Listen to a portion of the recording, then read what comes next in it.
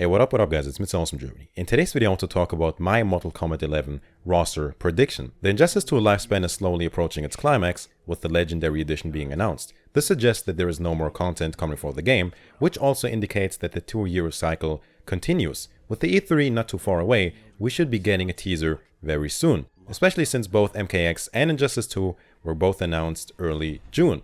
With that out of the way, let's get to the roster. Now, keep in mind that this is not a wish list, this is a prediction. So these aren't characters that I necessarily want in the game, but characters that are likely going to make it. Let me explain how I determined this list after hours and hours of research and discussions, so we are all on the same page. When we look at previous NRS titles, we can see a lot of interesting patterns. The last 4 titles, meaning MK9, Injustice, MKX, and Injustice 2, all had one crucial thing in common. Every character of the main roster, so without DLC or pre-order bonus, all appeared in the story mode of the games. So you gotta ask yourself, how likely will Meat, for example, be relevant in the story mode? If it's unlikely, then he probably won't be in the game. The main roster of Injustice had 24 characters, while Injustice 2 had 28, so I'll take that as a template for MK11. A DLC and pre-order prediction will be made separately, starting off with simple picks that need no explanation. Number 1 and 2, Scorpion and Sub-Zero. I'm pretty sure we all agree on these two, so let's keep going. Number 3, Raiden. If the story continues right after MKX, you know that Raiden will play a major part of that. And besides, he's just too relevant in general, so for me personally, this is a very comfortable pick. Number 4 and 5, Liu Kang and Kitana. Being the new rulers of the Netherrealm and OG characters, I'm sure we will see the Revenant couple again. Number 6, Kotal Khan. Kotal Khan played a huge part in the MKX story mode and still has a lot of work to do as the Emperor of Outworld. I'm certain he will be a memorable character again. Number 7, 8, and 9, Sonya, Kung Lao, and Johnny Cage. All 3 are OG characters and fan favorites that surely will make it back into MK11. Number 10, 11, 12, and 13 are the Kombat kids, meaning Jackie, Cassie, Takeda, and Kung Jin.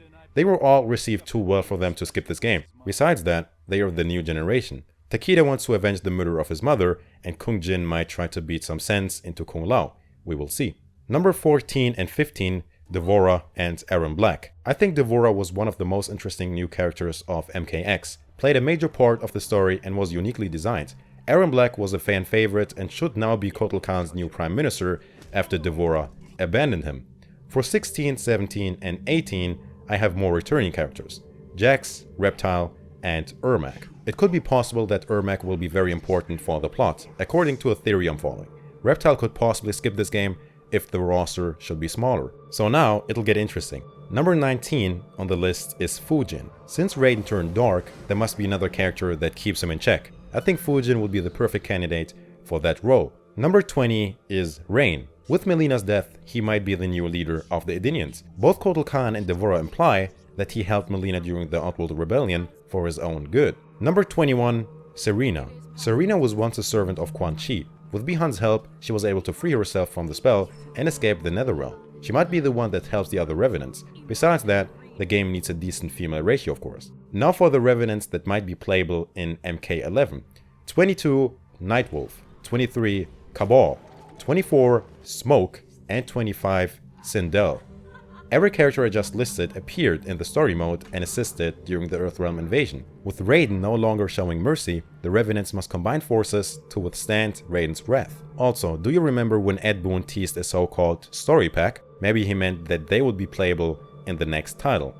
Number 26, Kenji. Being a DLC in MK9 and not exactly the most popular character in MKX, Kenji is a questionable pick to make it back into the game for now. He might be in the story though, to assist Takeda during his quest for vengeance. Now, although I'm listing him as number 27, I am actually very certain that this character will make his glorious return.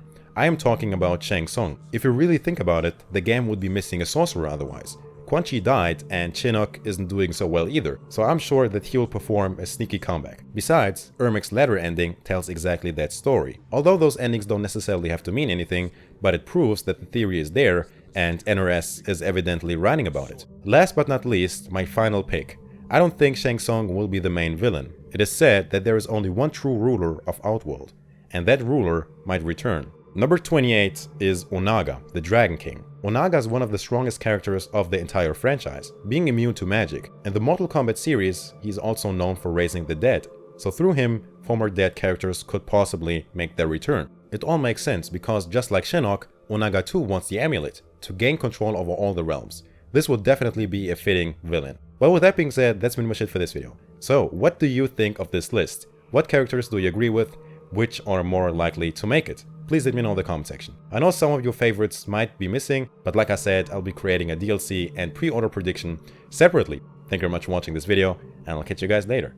Mitsuownes signing out. Peace.